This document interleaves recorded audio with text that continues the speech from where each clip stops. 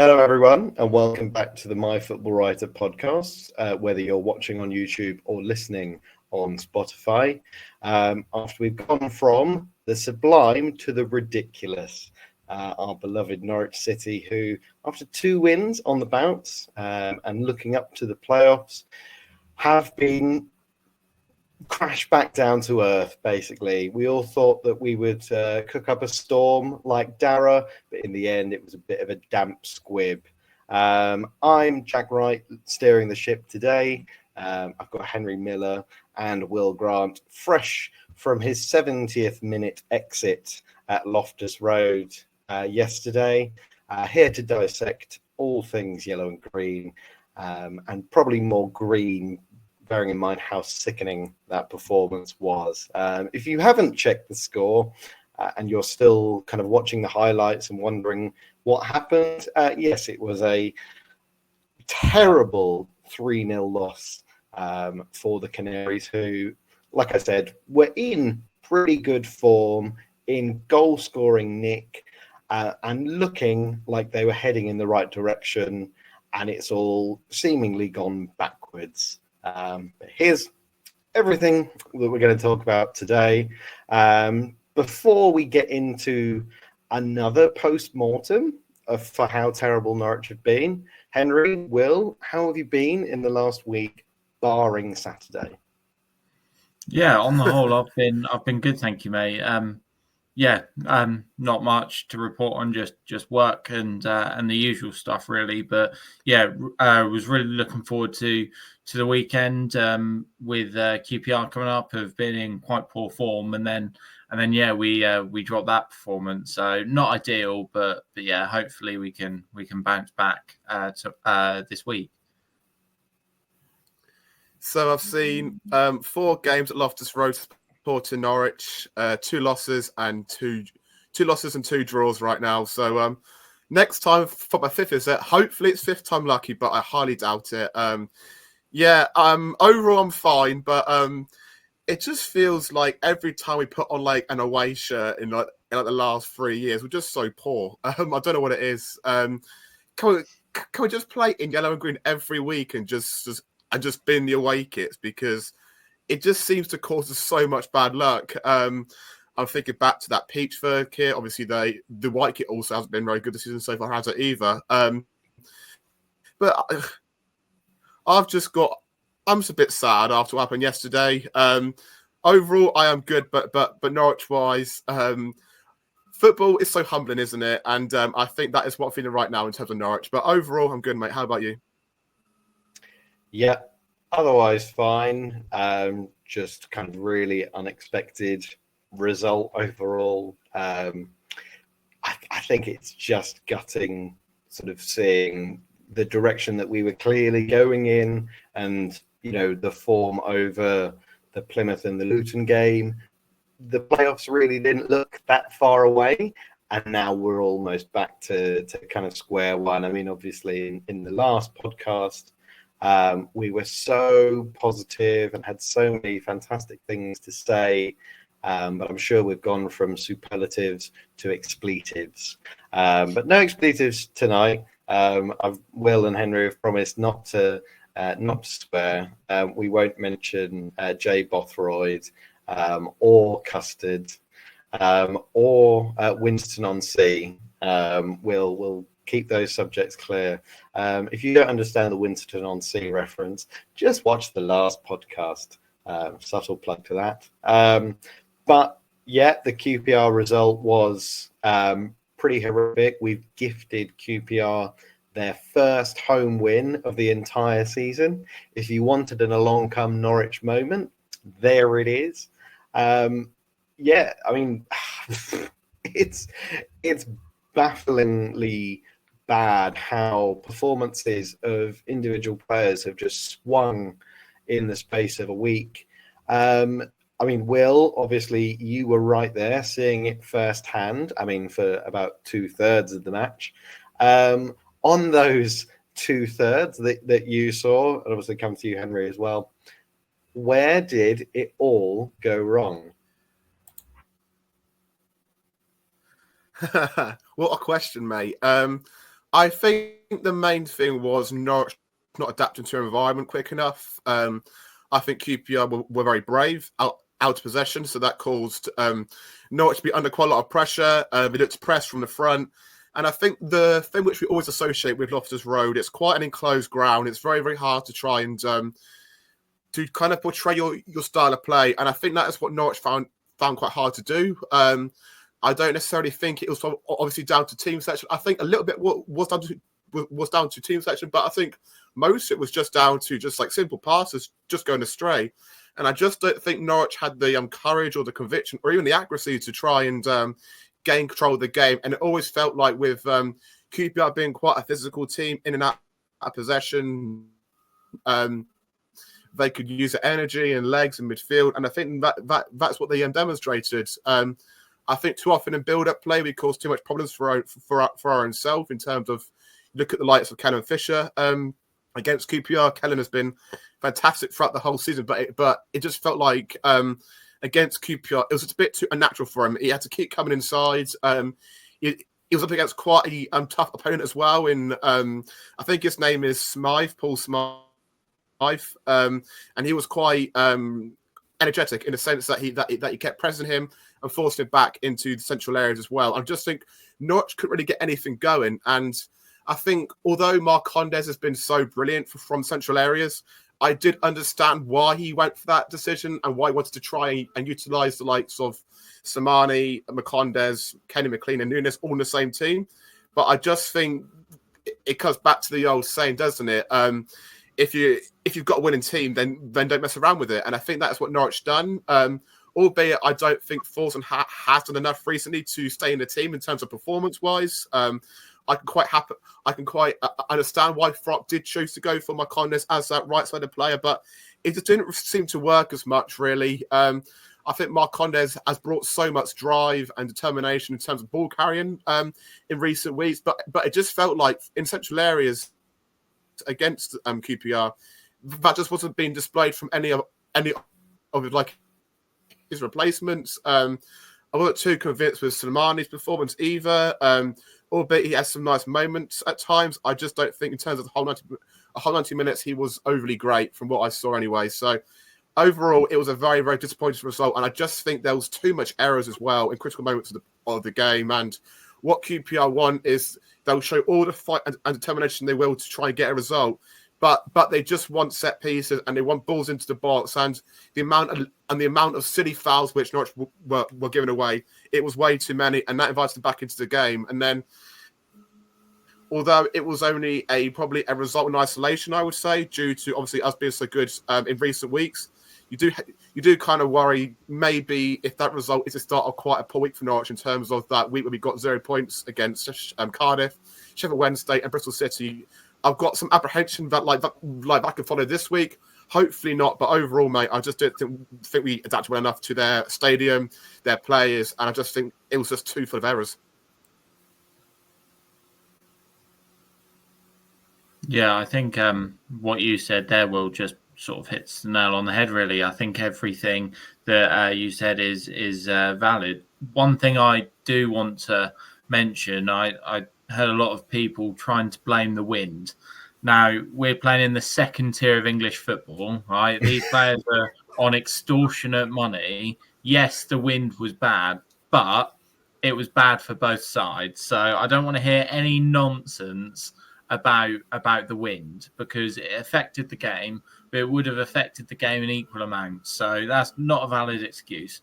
I just think in terms of the performance, hopefully it was an anomaly. Obviously, we're going to have games like that, especially in a transitional season when we do have a manager who's new to English football and is learning his feet and finding his feet in the English game. But no, I think QPR, Loftus Road is one of the most compact stadiums and one of the most difficult stadiums in the entire championship. And Jack, I think even in your championship predictions, based on how Cifuentes did last season, you put them quite high, I think. So we know what they can do under Martí Cifuentes, and they've had quite a slow start this season. But I'll be very shocked if they don't pull themselves out of that and get themselves safe. Because I think QPR are a decent side for this level. So no, at the minute I'm not too concerned. I think because teams at this level do have the off game, but it has definitely made Tuesday a must win now. You know, we're facing a team who are bottom of the league, away from home, who haven't really made any sort of impact since they came up from League One in Portsmouth. And if we can't win that based on what we did here against QPR, then maybe the panic buttons can be pushed, especially with two massive home games coming up against Burnley and then the trip to Sunderland as well. So it's definitely going to be difficult, but I think for Norwich it was just a off day where individual errors cost us. But I think with the team as well, I was actually quite excited to see how Marcondes would play pushed further afield. I think like quite a lot of people probably would have done the same, because Marcelino Nunez has to be in the side. We all know the qualities he possesses. So to see him back, and with Slimani, with how good and on the whole how consistent he's been, it just made sense. And with Marcondes and his goal scoring record and his sort of eye for creating an attack, having him further forward again made sense. So I don't blame the team selection or Johannes Hoftorp for the result in the slightest, because I think a lot of people would have done the same, to be honest. But it's just one of those that it was a bad day at the office, and individual mistakes is what cost us, along with our set pieces, which I'm sure we'll touch on. We might do. We might touch on the set pieces. Who knows? It might be on the agenda. Stay tuned. Just to add on your point, Henry, it was windy for both teams. It wasn't just windy for us. QPR had exactly the same wind that we did. So I completely agree. Blaming the weather. I think that's kind of looking for excuses there. But what did we say in the last podcast about complacency in the Championship? This is literally exactly what we were talking about in terms of being caught out by teams that we believe we are bigger than. I think this was, following the sort of two home results, quite a humbling. But I think if you look at the general trajectory of where this season has kind of gone from the kind of early to mid-autumn, it's kind of in line with that. I think you're now kind of looking at that week against Plymouth and Luton as kind of like a positive anomaly. But Henry, you touched on the inclusion of Marcelino Nunez. The big excuse from the period where we were losing lots of games was match fitness of key players and not having, an ideal starting 11. Obviously, at the moment, we don't have Josh Sargent, our main talisman, but really, apart from him, it was pretty much the team that we would want. So the injury excuse from QPR is no longer an excuse.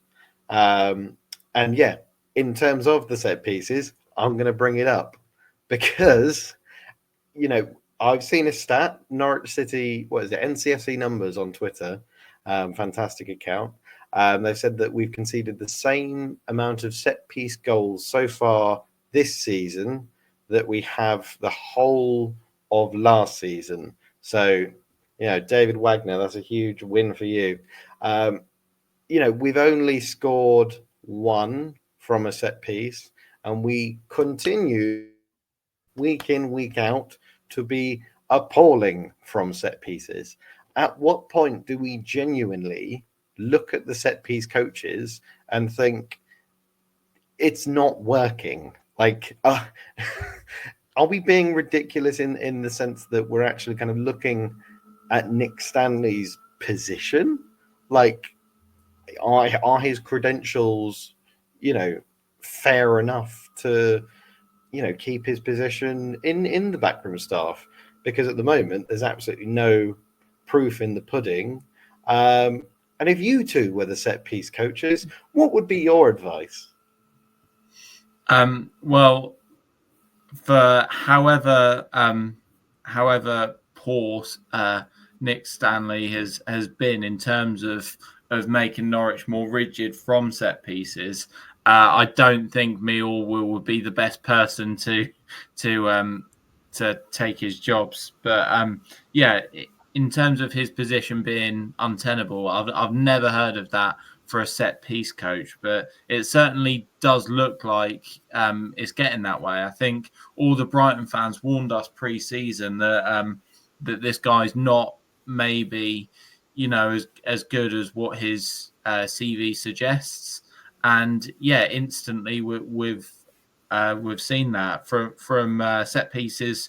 We don't really score. I know Shane Duffy, he scored from a corner in the Plymouth game, I think it was. And I think we've had another couple of goals from corners as well, but I can't really remember us scoring a free kick goal this season. I don't think we have. Correct me if I'm wrong, but yeah, I don't think we've scored from a free kick, and just against we've been awful.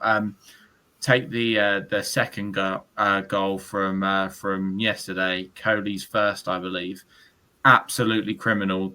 That there's no way, even in like semi-professional football, that goal should ever be allowed to find its way into the back of the net. So for that, they have to take all the responsibility in the world, to be honest, because that was simply appalling, and there's no other word for it. So yeah, something definitely needs to change. As to what, though, I'm not sure, because Nick Stanley has obviously worked his way up to get himself into the position that he's in. But yeah, where do we go from here? A club doesn't really change its set piece coaches during the season because they're not good enough. So yeah, I don't know how it changes, but yeah, something needs to change, and it needs to change fast, to be honest.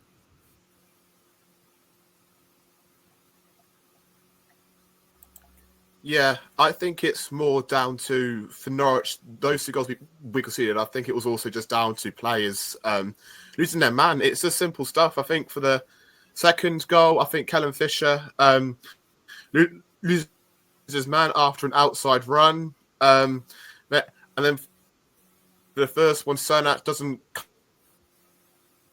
kind of commit enough to the 50-50, and it goes a bit pinball. So pieces. I think if you are to look at the scale and of how much we are conceding from set pieces, it's a worry, because if you look at the stats, I think we've now conceded the same amount of set pieces as we have this time last season. So obviously there needs to be more work done there. But I just also think as well, it's just about players wanting to try and make a connection with the ball. I don't think players are willing enough to kind of do that more frequently. So I think you can get coached and have all these different ideas all you want, but I think one for me in terms of the set piece coach, what I'd aim towards him is it feels like the majority of our set pieces are going towards Shane Duffy for the attacking ones, and it doesn't seem as like much variation there. Although we can play it short, the main objective is to still try to get it to Shane Duffy. But I think mostly overall it's a combination of players not doing their jobs well enough. And I also think as well, maybe it's a bit of coaching, and maybe it's go a bit more man for man, or maybe a bit more zonal. I think that is for the coaches to decide. But I just do think there needs to be a bit of relationship there in terms of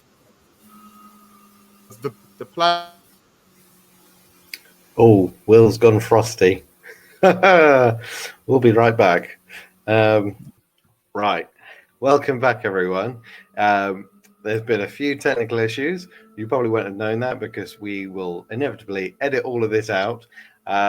Will, you were in the midst of talking about our set piece woes and Nick Stanley and how terrible we were at conceding set pieces at QPR. So the floor is yours.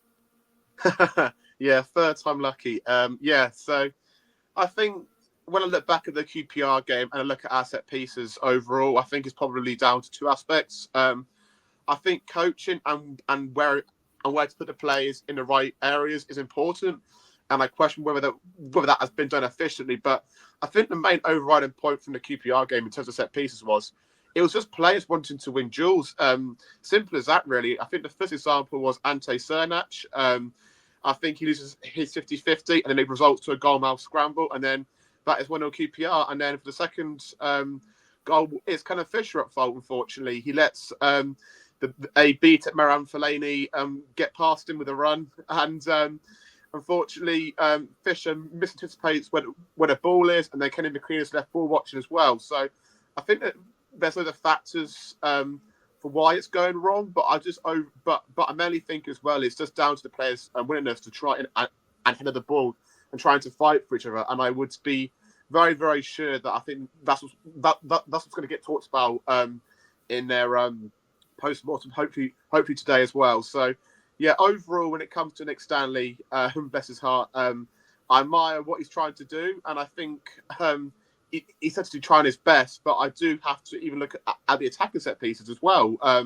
The amount of times where it feels like Norwich are trying to get the ball to change nothing from an attacking corner, like that only feels like our only idea at the minute from an attacking sense as well. So maybe a bit more variation from an attacking sense, but I think also defensively as well, there's got to be more work done there, because I feel like obviously the likes of Portsmouth and Burnley coming up, I reckon they'll probably look at our set piece fragilities and look for opportunity there to exploit us. Because I think now, I could be wrong, but I think we've already conceded the same amount of set pieces as we did to a full season last season. So it's definitely a huge issue for Norwich. But overall, I think we need more sample size to kind of judge whose fault it is, because right now I'm seeing like a mixture of the players not doing their jobs and maybe a bit of poor positioning from the set piece coach, etc.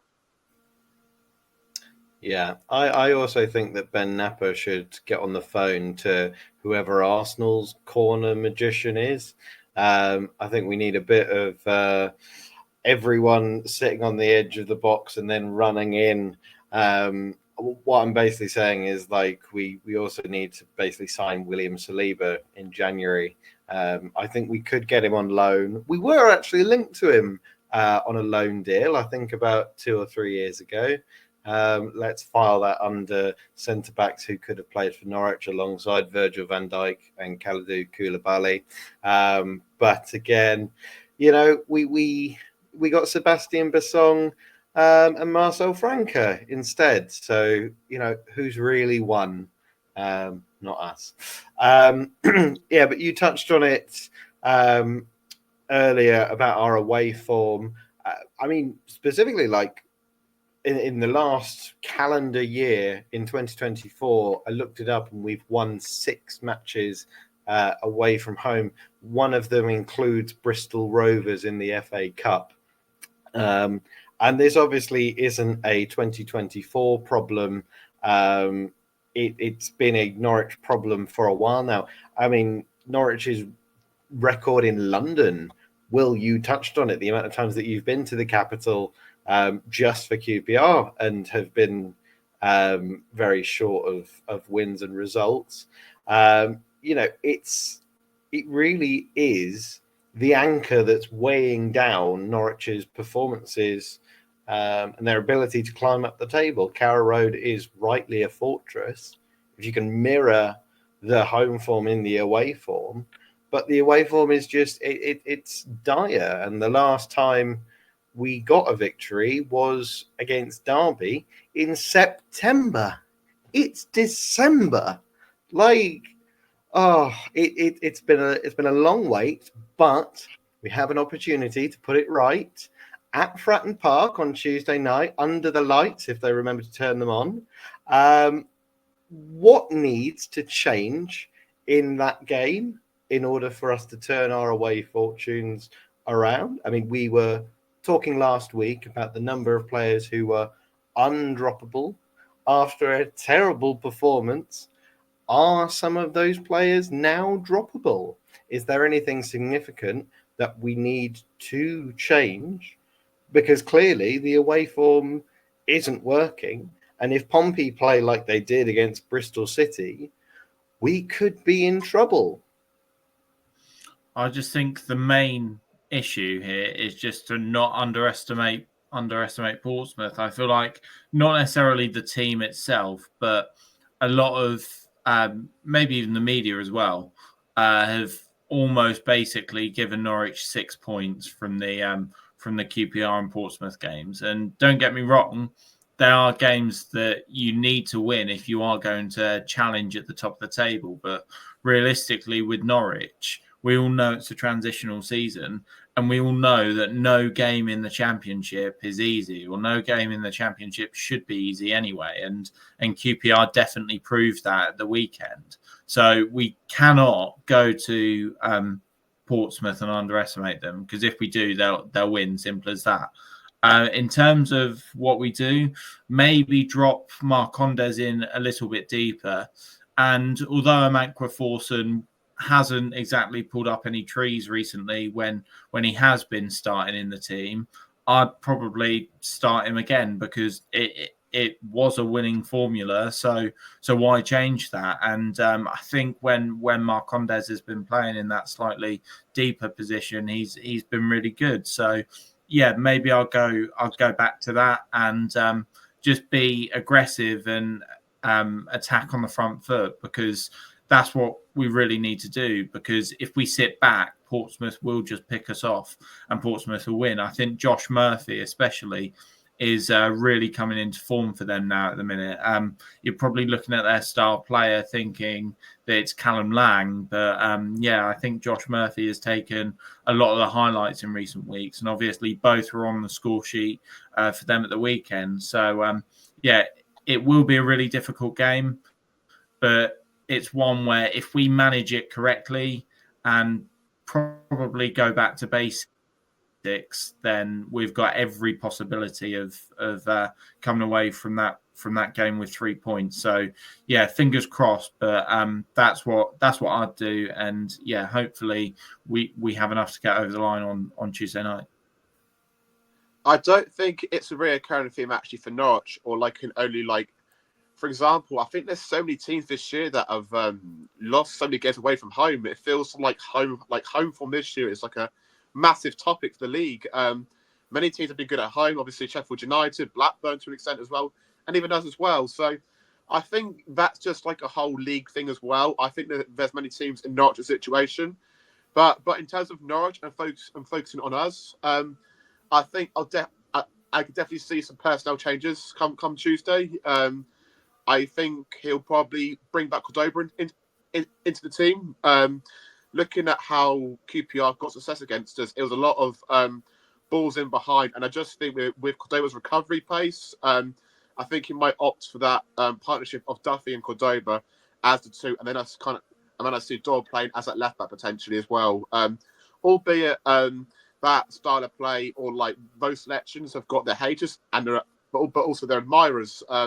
I just think it gives Norwich more control of the ball as well, because I think we've all seen Cordoba's ball carrying qualities, and also his passing out from the back is fantastic. Same as Doyle as well.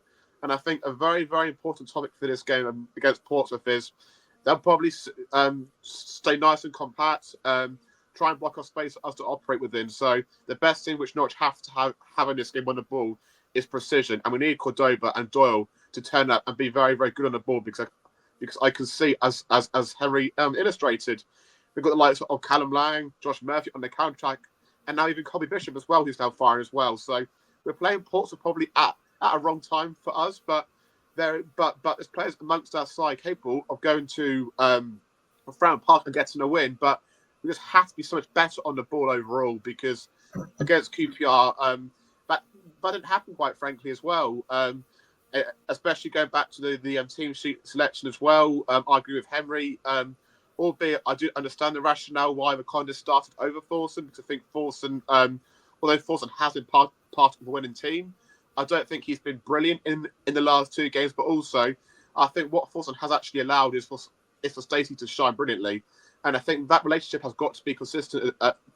Has got to be there, against Portsmouth as well, because that's quite a good attacking formula for Norwich in a minute as well. So I think it's a combination of us as well dealing with the away fans, of home fans better as well, because it feels like there's many times where I feel as an away supporter, when the crowd gets up at least once or twice, then it feels like Norwich do fold a little bit, and I think that's been a problem now for many years as well. So I just think it's about remaining composed and being precise in deep areas, because I think what we have seen when it does work well is when Callum Doyle can break a press, when Cordova can play for a press as well, they find so much space for the midfielders to operate within, and then to progress us forward as well. So I'm hopeful we can get a win, but by no means it's going to be easy whatsoever. Yeah, and to sort of follow on from what Will was saying, but also to address one of the things that you outlined in your question, Jack, about the seemingly undroppable players. Genuinely now, is there a question mark over Callum Doyle and his position into the team? Because I think against QPR, he probably had one of his weak performances in a Norwich City shirt. And I think it was the last podcast we were all saying how blown away we were with Ben Crescenny at left back against Plymouth. So is that a genuine dilemma now, or Kellen Fisher? We know he can play left back, and he's been good whenever he has played there. So I guess I just want to pose it to you two: is it a genuine dilemma now? Callum Doyle's place in this team, is that not as secure as maybe it once was? I think it's secure. I was going to say, Will, you don't look convinced. Yeah, I think throughout the season he has gave us so much on the ball, and also defensively as well. I think the last 2 home games we actually played, I think Callum Doyle was actually one of our better players, and he wasn't even. It didn't get much public attention for his performance levels, but I thought they were fantastic. I think one player which he did actually allude on, Henry, was Kellen Fisher. I just think in that left back role, although I think he can do a job there, I just think it affects our build-up play and fluency so much, and also as well, I think it actually has affected Borja Sainz as well. Although Sainz scored, I think, against Luton, I wasn't convinced by his overall performance, and again as well against QPR as well. So I think it's more either playing Doyle or Crescenny at left back, I think, for that one, just to try and get some fluency back, because I think you've got to realise, although it was Doyle's fault for the second goal, and it was quite a poor goal for us to concede, I think that's only won by game this season overall. So I think we've got to stick by him and just keep playing already, because I think he has showcased for Norwich his importance for us, and I would definitely go for a back 4 against Portsmouth of Doyle, Cordova, Duffy and Stacey, I would think. But hopefully, we just get the 3 points, but more importantly. But I'll be happy either if it's Crescenny or Doyle at left back against Portsmouth. Jack? Yeah, I agree, and I think one of the assessments after the QPR game was a bit of kind of round pegs in square holes, kind of trying to put Fisher in the team because he has to be there, trying to put Marcondes in the team because he has to be there. Obviously, looking at that team sheet, you think, fantastic, these players have been wonderful against Luton. Of course, they're going to keep up those same performance levels, and it's just going to keep rolling on. Pretty much every top performer from the Luton game had a pretty much opposite performance. Like you said, Doyle was off the boil, but it is probably his only poor match. Fisher, I think I probably alluded to it earlier in the season that obviously, the quality is there, but there will be games where he's exposed just due to his lack of experience. And, those moments are going to happen. And I think the QPR game was probably that. I think he did okay against Luton at left back, but obviously with it not being his natural position, and like you alluded to, Henry, how good Crescenny was against Plymouth, I think that's a natural change that Torp could do. Just thinking in terms of, how you then fit a Duffy, Doyle, and Cordoba into a defence. I still stand by the fact that Doyle should not be at left back. Obviously, it gives us height on the flanks, but I just don't think he's looked the most comfortable as a fullback. I think really the only thing stopping us sort of playing 5 at the back, which would, sort of fit that defensive shape, is then what we do with the rest of the team. I mean, obviously you can't have a then front 2 because Borja doesn't really like playing in the centre. He kind of likes being out wide. You'd then have kind of a very centre midfield with probably a McLean and a Nunez, but then no one else. I don't think 5 at the back would ever be something that I could see JHT doing. And again, that might be one of round pegs in square holes. But it's a kind of fascinating dilemma for him. Obviously, one of the big dilemmas that we have kept on talking about, and we still don't have an answer for, is the right wing position. Now, obviously, he tried it again with Marcondes kind of out on the right. He's also tried Marcondes as a false 9, which didn't work. Obviously, Cade Gordon and Christian Fastnet were not even on the bench, so weren't even considered options. And, we alluded to it before, Amankwa Forson was like a 6 out of 10 at right mid. I mean, not terrible, but kind of just sort of slowly gaining confidence. Is he the right wing solution? And do we just need to give him time and patience and space? Or is it literally just get Cade Gordon back to Liverpool, loan someone else really good back in, and properly sort that position out? Or is there, like I said, a ready-made solution waiting for us and we just haven't tapped into it yet? Well, I think at the minute, Amankwa Forson has probably been the best fit for that position. But is he the right winger going forward? I don't think so. Still not entirely sure if he is a right winger. I think he's probably suited more centrally, but he's struggled with his confidence and probably adapting to English football. Johannes Hoftorp's made no secret of that. So again, he's another player, probably a lot like Cernats, who needs that time. So I'm all for Amankwa Forson playing, but I don't think that that right wing position is probably his natural position.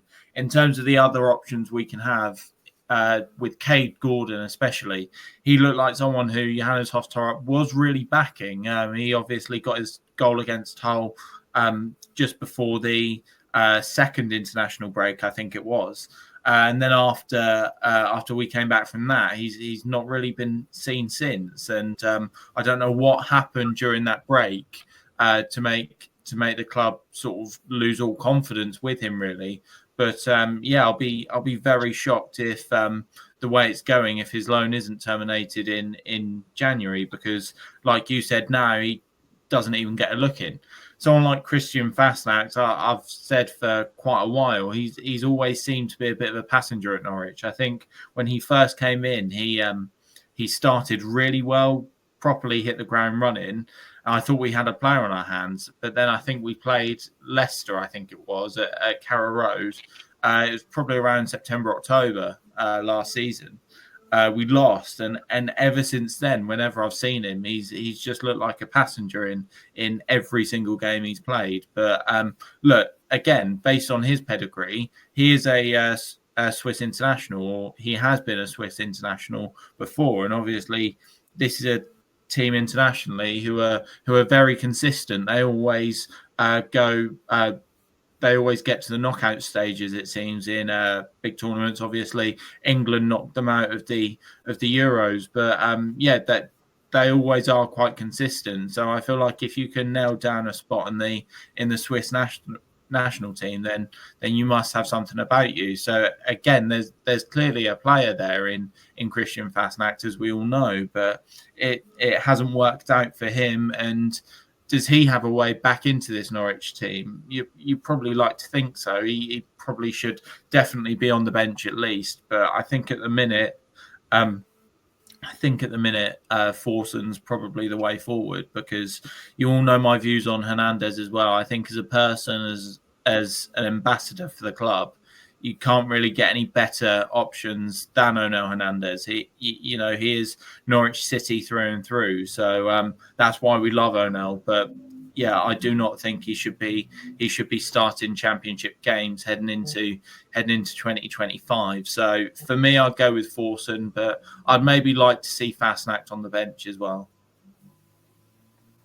Yeah, I actually agree with everything that Henry said there. Really, I think Forson is a solution for now. I think he's showed a really, really good relationship with Jack Stacey on the right flank, and I think that has complemented Stacey brilliantly. As he got 4 assists in 3 games, so he had a very, very good spell last week as well. So I think short term Forson until January is the right option to go with. I actually disagree with Henry's thoughts on Fasnacht though. Although there is clear pedigree there in terms of international pedigree, no one can doubt that absolutely. But for me, he just doesn't suit like the English leagues whatsoever. Really, whenever I watch him, I think his general play is abysmal. I think he doesn't show a desire to link up with the play often enough. He can't seem to beat a man, and I just think when you've got a player that is almost redundant on the right wing at times, it doesn't really help Norwich in build up. And I think JHT wants a player on that right hand side who can combine with teammates effectively, but also has that bit of dynamism, and a bit of creativity and craft on that right wing as well. And I just don't think Fasnacht's got that. Yes, he has showcased his movement and intelligence at times throughout his Norwich career, but I just don't think he's the answer to our problems at all, really. And I think Riley, he's not in the matchday squad at the minute. Absolutely fair. I mean, I said in a previous podcast that I rate him, and I got a horrific stick for that. But I think that was before Oxford, maybe, when he pulled an absolute stinker and again couldn't beat a man, and then probably hasn't been seen starting at least or anywhere near the squad since. But quickly moving on to another kind of news story that erupted last week. It's not really the best week in the world for Angus Gunn to all of a sudden have some sort of contract murkiness. Apparently, there is obviously question marks over whether there will be a new deal on the table for him. Obviously, the Scottish international hasn't had the best season so far, obviously hampered by injury, and against QPR, I would say was at fault definitely for the third goal, and most definitely for the second, where he completely sort of missed his positioning entirely.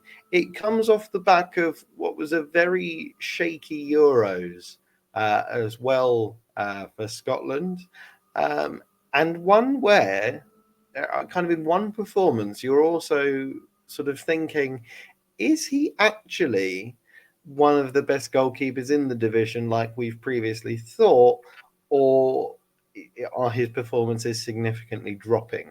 What I'm essentially saying is this contract dispute one that we should be really kind of taking seriously and we should definitely commit to a new deal, or is it quite a bittersweet opportunity for us to maybe look into other goalkeeping options, maybe someone sort of more long-term, or maybe one of the 20 keepers that we have in the academy?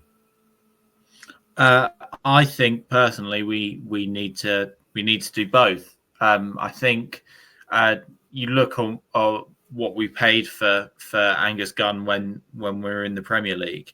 To lose him on a Bosman, I think would be ridiculous.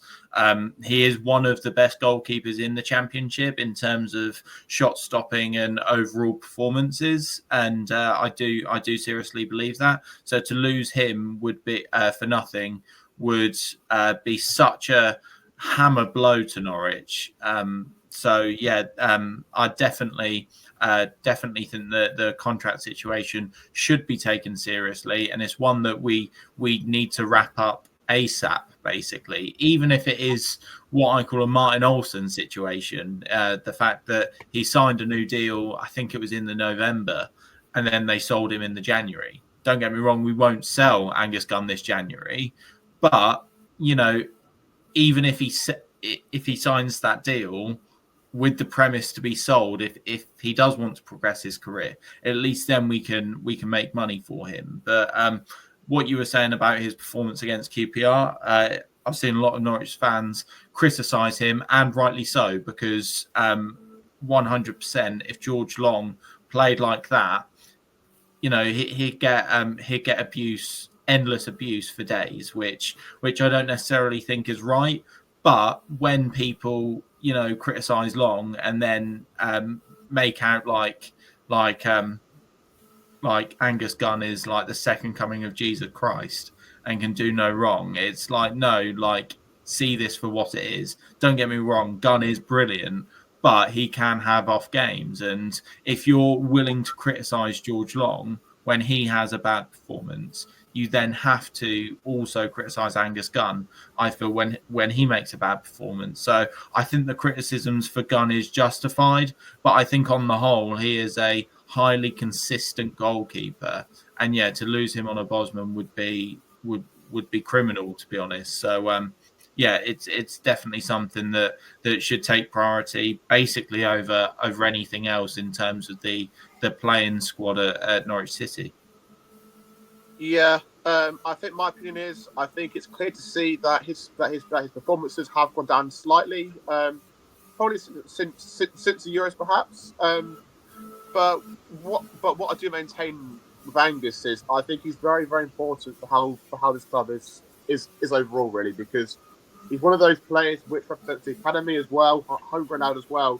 And I just think when Norwich are moving into an era and a new long-term project where they're going to have so much turnover in terms of incomes and outgoings, I think he is your one consistent player who you want to try and build around and try and stick with. I think last season, that was probably one of his best seasons in his career.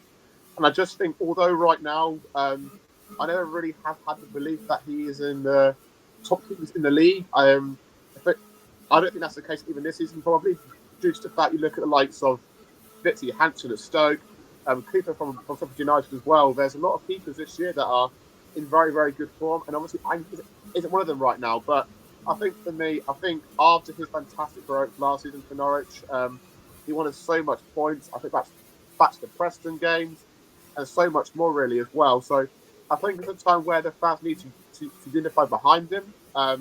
He's done more good than bad for this club overall. So I'm going to stick with him. I don't believe it is right to, although I think Ben Napper is a very, very clever and intelligent guy, and I think he'll assess the pros and cons wisely. My overall conclusion for me personally is I want Angus Gunn at Norwich City Football Club. I think he can provide fantastic stability for a long time. Well, whether that be in the Premier League or the Championship as well. He's like 20.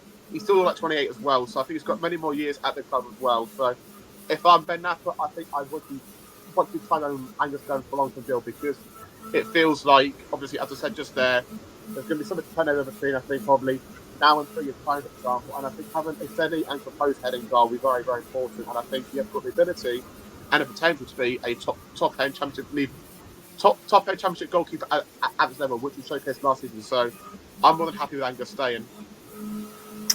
I agree. Put the money on the table, Ben.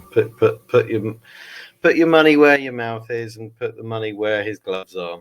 But hopefully he and all the other players have a much better performance against Portsmouth. But we'll obviously find out by Tuesday. And if you're watching this after Tuesday, how did we get on? Do tell us in the comments how we got on after Tuesday, if you're watching this way into the future. We're getting close to running out of time, and it is very late due to some technical difficulties. So we'll do some snap reports from our women's team and our youth team expert. We will come to Henry for his assessment of the Women's FA Cup exit today. But first, William, you want to talk about the FA Youth Cup. There's so many FA Cups. It's fantastic. Absolutely, mate. Sorry, this time of year, isn't it? Yeah, FA Youth Cup. Very, very important fixture for the under-8 teams tomorrow. Obviously, we're recording this on Sunday. Actually, probably see this on Monday. So tonight, Norwich play against Brentford in the FA Youth Cup at Carrow Road, 7 p.m. And tickets are still £2 at Carrow Road. And I just think this year the team have got a really, really good chance of progressing through to the next round. Obviously, Brentford have got some really good players. London Club as well, so they've always going to have a big pool of talent. But I think this season Norwich under-18s have showcased their class and quality and ability to fight one another as well this season. And I just think there's a lot of good and exciting players to watch for the under-18s, and it'd be great if any of you could come and support them at Carrow Road on Monday night, because it feels like for many of them this is their first chance at playing at Carrow Road, especially in front of fans as well. So if we can try and all get behind them and try and even attend, I think that'd be absolutely amazing, because obviously I think it's now been 4 to 5 years when Norwich haven't qualified for the fourth round of FA Youth Cup in a while. So it's been too long, and I think this time we've got a really good chance of qualifying, a good group of players, and hopefully they come through. So that is my short rallying cry. Please come and watch the under-18s play at Carrow Road. £2 tickets on Monday night, and let's hope they can get through to the next round. Over to Henry.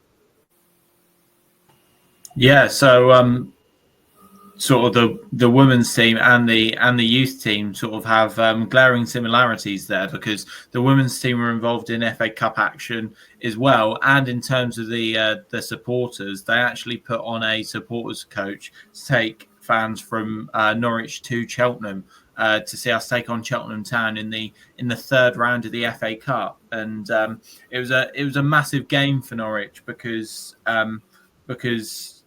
we were playing third tier opposition, and we have actually beaten third tier opposition this season in the National League play. We beat MK Dons.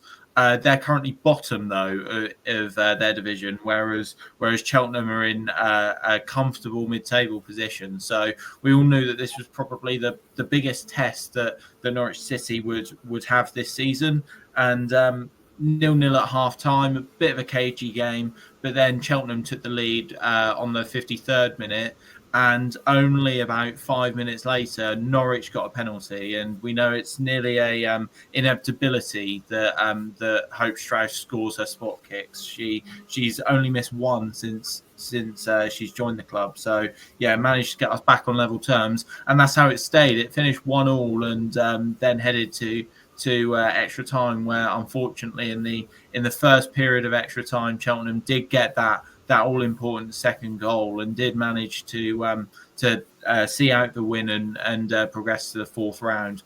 For Norwich, it's so close to getting to that fourth round where the WSL teams come in, and so close to potentially having that dream tie with Manchester City in the Lauren Hemp derby, but it wasn't to be. But yeah, the club, how they've gone in the cups this season, they can definitely hold their head up high, because they have been inspirational, and their run has been nothing short of amazing. But at least now they can focus on retaining the County Cup, which their quarterfinal, I think it is in January, and going for promotion from the league, because their league form has dipped a bit and it has sort of petered off.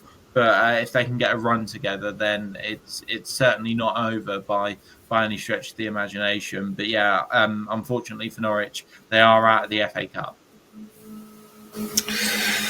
Yeah, disappointingly. Obviously, the men's first team play Brighton. Is it? Are we at home against Brighton? What a boring tie. We're at home against Brighton. No. I think actually that's a very exciting game. I'm looking forward to see Brighton and Norwich play. I think it's going to be a good game. Goals, mate. For Brighton, yeah. And for Norwich, perhaps. It's going to be a New Year's cracker, mate. Yeah, I'm bookmarking that. Oh, The final bit is, as it always is the quickfire hot takes. Three of us, no Frederick. I will obviously answer them. We've got five as per usual. First one: name one signing that you could genuinely see Norwich make in January, not position, like genuine player. who's going first? Henry. Let's go with Henry first, and then Will, and then you, and then me. I am me. Probably, I don't know, left winger that FM Wonder kid, just because he's been linked with us. What, Don't Louis even know his Barry? name. No, the guy's been linked with us, like Schlotterbeck or something like that. Oh, that Whatever one. his name. He was Oh, linked the with us big during guy. the week. Shelter Yeah. up. Yeah, that's it. Shoulder up. Okay, that's a silly one, but anyway, William. It's I was the actually only gonna go name for that popped to my head. I was going to go for Louis Barry. Louis Barry, yeah, good shout. Boring. Yeah, there's only one right answer, and it's Paul Mullin. Come on, Paul. Remember how much you loved East Anglia? Yeah, like the Norfolk bit is much better than the Cambridgeshire bit. Come on, you know you want to. Question two: who was the first Norwich player who you got an autograph from?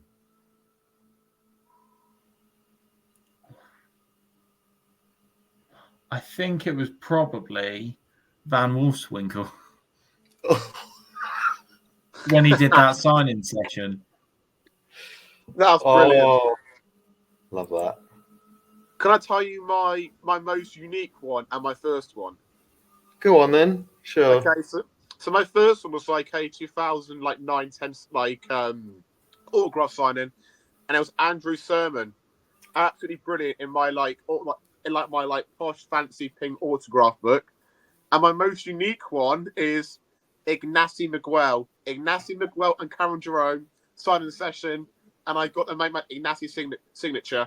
Unfortunately, he didn't go on to have a great career for Norwich, but once a yellow, always a yellow. Oh God, yes.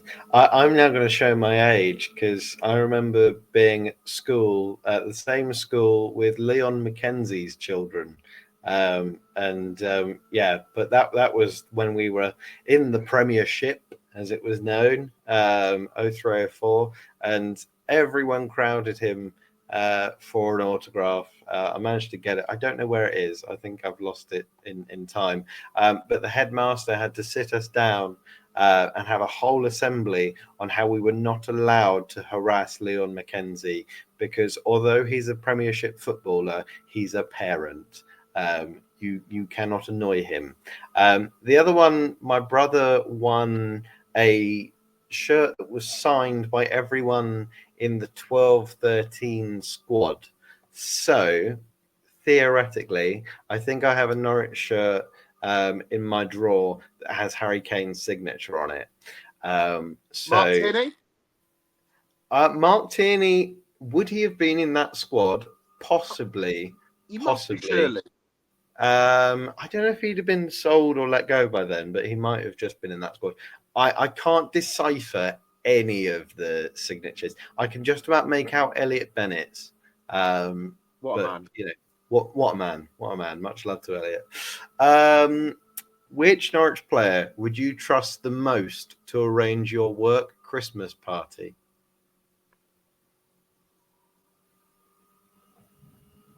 Kenny McLean, I think. Mr. Organised. That's how he strikes me. Like no nonsense. Gets the job done. Says it how it is. So yeah, Kenny McLean for me. I'm going to go retro here. I'm going to go retro because similar thinking to Henry, I'm going to go for David Fox. 7 out of 10 every week, and I think he would translate that into an organisation party, and he will do an absolutely great job at Christmas. And I also think he's a firm admirer of cause. So I think me, David Fox would have a great Christmas party. Up the notch. It depends on what vibe you want for your Christmas party.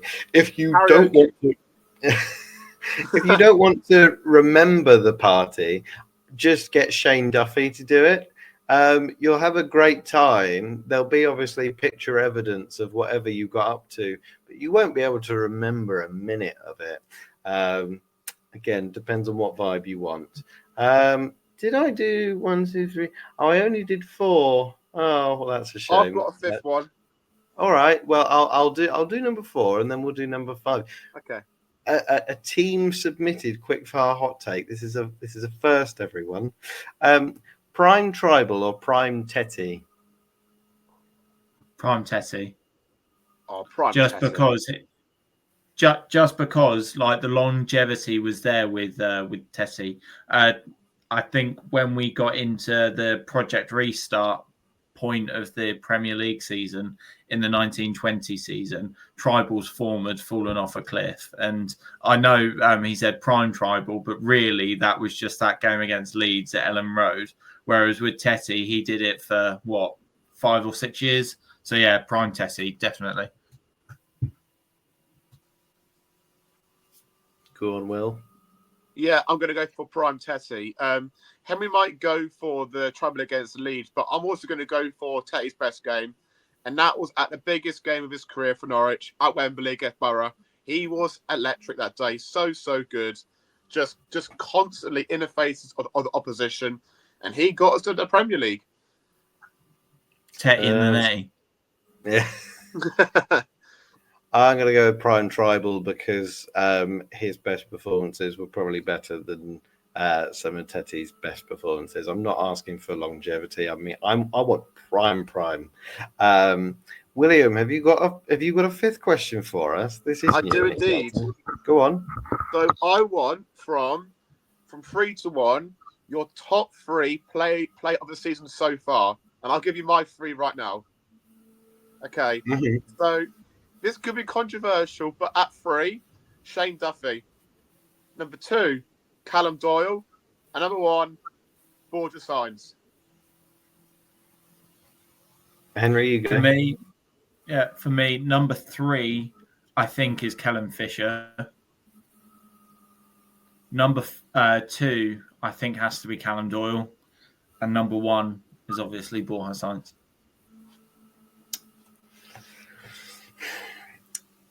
See, I was going to say exactly what Henry said. I think I can't really look past Fisher than Doyle than Signs. I just don't think anyone else has been that consistent. I think Duffy is probably 4th or 5th. I think even Kelly McLean, maybe. McLean, yeah, but again, that's quite a boring one. You could say that Slimani, when he's played, is kind of maybe, I don't know. Stacey, when he's come back, but probably hasn't played that much. Archie Mayer. Archie Mayer, yeah, warmed the bench. I won't list everyone, but no, I agree with Henry completely. Fisher, Doyle, Signs. I think no one else can be better than Signs. I think if anyone thinks that he won't get the Barry Butler, well, he might get sold or he might get injured. But if he keeps on this, then the Barry Butler's in the bag. But no, I agree with Henry. And after over an hour of gibberish and questionable Wi-Fi, we've reached the end of our 25th podcast. We're on the way to a quarter of a century. And if you've been here for every single one of them, do write us a comment and say, Will, I'll buy you some more Wi-Fi, or lads, I've loved it. Show us some love and subscribe if you haven't already. Like the video, and then we'll make some more. Who knows? In the next week, we've got Pompey. That'll be fantastic. And we've got more podcasts coming out after that and lots of fun over Christmas. So that's it for me, Jack Wright. You've been listening to the lovely Henry Miller and the a bit frosty Will Grant. We will see you in the next episode, or you'll hear us in the next episode. But keep it locked in. We'll see you very soon.